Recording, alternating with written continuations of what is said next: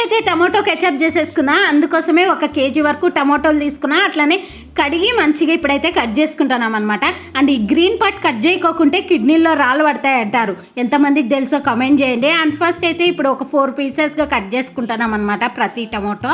And టమాటోనే కాదు, onions, తర్వాత garlic, అట్లనే కొంచెం జింజర్ అనమాట. టమాటోలు మునిగేంత వరకు అయితే వాటర్ పోసుకున్నాం. అండ్ ఇప్పుడు అయితే ఒక 15 నిమిషాలు టమాటాలు మంచిగా ఇట్లా స్కిన్ పీల్ అయ్యేంత వరకు అయితే సరిపోతుంది. స్కిన్ పీల్ చేయాల్సిన అవసరం అయితే ఏం లేదు, మనం మిక్సీకి కొట్టేసుకోవచ్చు అనమాట. ఇప్పుడైతే అన్నీ ఉడికిచ్చేసినాం కాబట్టి.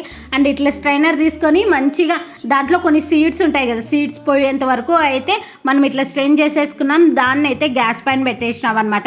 ఏ పాత్రలో అయితే మనం టమాటాలు అన్నీ ఉడికించుంటాం కదా, అదే పాత్రలో వేసుకోండి, ఏం పర్లేదు. అండ్ ఇక్కడైతే ఒక 5 స్పూన్ వరకు నేను షుగర్ యాడ్ చేస్తాను. అండ్ మంచిగా బుడుగులు రావాలన్నమాట.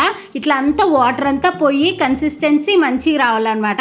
అండ్ ఇప్పుడైతే మన కెచప్ రెడీ అయింది. చాలా simple and easy and healthy కూడా. బయట తినే కెచప్లో ఏమేమి కలిపింటారో అండ్ కొంచెం ఫీల్ కోసం ఆ రెడ్ బాటిల్ తీసుకోండి అనమాట. అండ్ టేస్ట్ మాత్రం ఎగ్జాక్ట్లీ బయట టేస్టే వచ్చింది.